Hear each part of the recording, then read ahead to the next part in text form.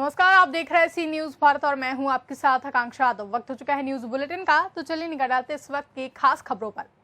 जनपद Azamgarh reserve police line स्थित बहुउद्देशीय हॉल में प्रशिक्षण प्राप्त कर रहे रिक्रूट आरक्षियों का प्रशिक्षण पूर्ण होने के पश्चात दीक्षांत समारोह आयोजित किया गया, जिसमें प्रशिक्षण प्राप्त कर रहे 180 रिक्रूट आरक्षियों द्वारा पुलिस लाइन में शपथ ग्रहण की गई। मुख्य अतिथि पुलिस उप महानिरीक्षक आजमगढ़ परिक्षेत्र आजमगढ़ सुभाष चंद्र दुबे द्वारा दीक्षांत परेड का मान प्रणाम ग्रहण किया गया व दीक्षांत परेड का निरीक्षण किया गया।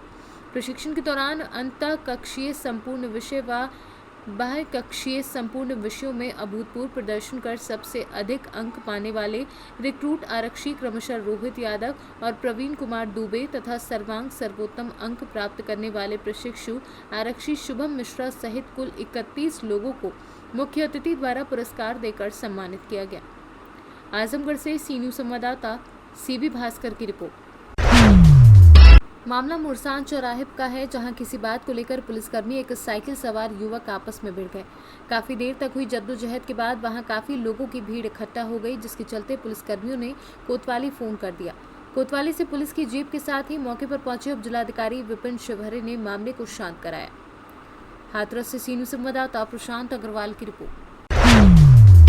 हाथरस जिले के सादाबाद तहसील में प्रतिबंधित दुकान बंद होने के बाद भी बाजार में लगी रहती है हजारों लोगों की भीड़। इसे देखते हुए प्रशासन द्वारा गाइडलाइन जारी की गई है, जिसके अलावा अन्य दुकानदार दुकान का शटर गिराकर बाहर बैठे रहते हैं तथा शटर के अंदर ग्राहकों को ले जाकर सामान दिया जाता है और जैसे ही वहां कोई प्रशासनिक गाड़ी गुजरती है तो सभी लोग ताले लगाकर भाग जाते हैं।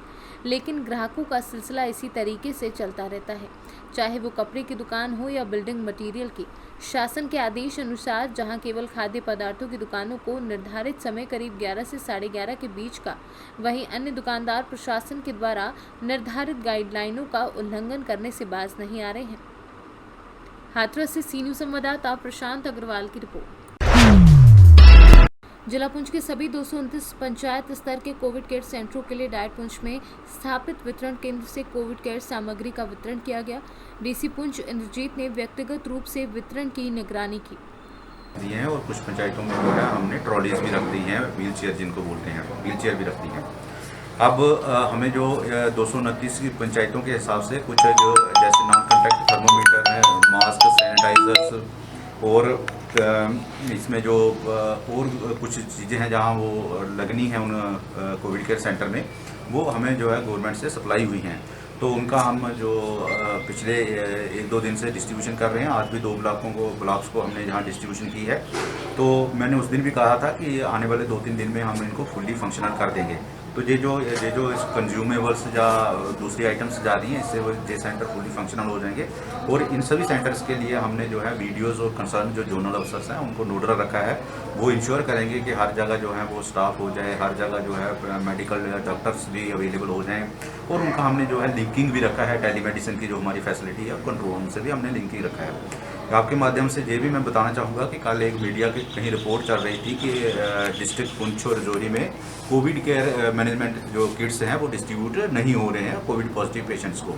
तो आप लोग जानते हैं कि हमारे यहाँ टोटल कोविड पॉजिटिव पेशेंट्स हैं जो पर्सनस हैं वो 1450 के आसपास थे। तो आज तक हमने जो है उससे ज़्यादा कोविड मैनेजमेंट किट्स जो हैं बांट दिए हैं। तो मैं ये आपको बताना चाहता हूँ और जनता को भी बताना चाहता हूँ कि इस किस्म की जो पुंछ से सी न्यूज संवाददाता सुनील आनंद की रिपोर्ट।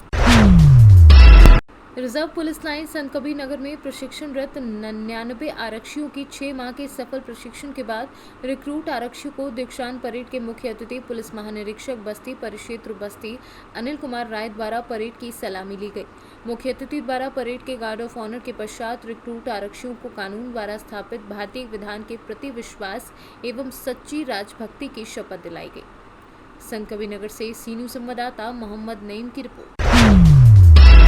आजमगढ़ थाना फूलपुर के जगदीशपुर गांव निवासी कन्हैया द्वारा दी गई तहरीर के आधार पर 2 अभियुक्तों को गिरफ्तार करने में सफलता हासिल की है। आजमगढ़ से सी न्यूज संवाददाता सीबी भास्कर की report. SSC group of companies के एमडी धीरेन्द्र प्रताप सिंह धीरू द्वारा गुरुद्वारा बलरामपुर को डेड बॉडी चिलर सभा के अध्यक्ष सरदार परमजीत सिंह को व सदस्यों को सौंपा गया।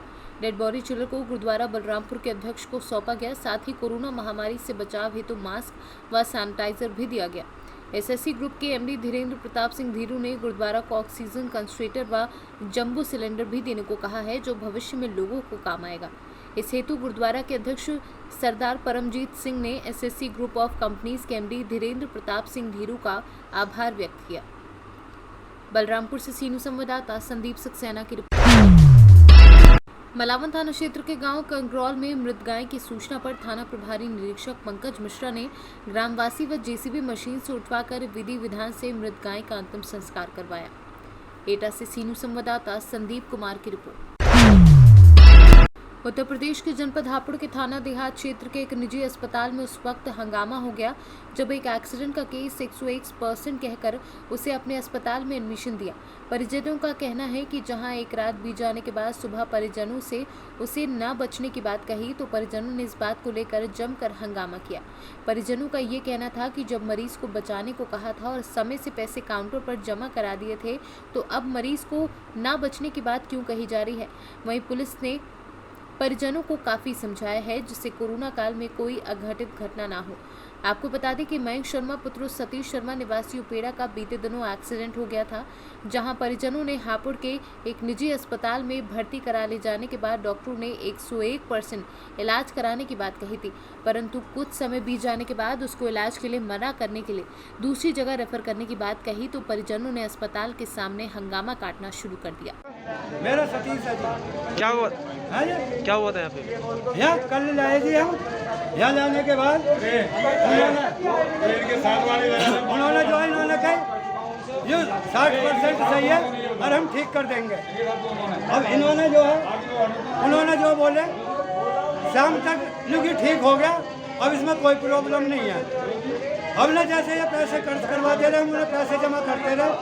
अब आज तो खैर लो इन्होंने जो कुछ करना करके अब आखिर में यूँ कह दे कि ये 1% से कहीं ले जाओ, इसमें कुछ नहीं है और इसे निकालो, जबरदस्ती निकालो। अब क्या चाहते हो? अब हम कैसे निकाल रहे हैं 1% पर? न्यू बताओ। कहाँ से आए हैं? उपेड़ा से।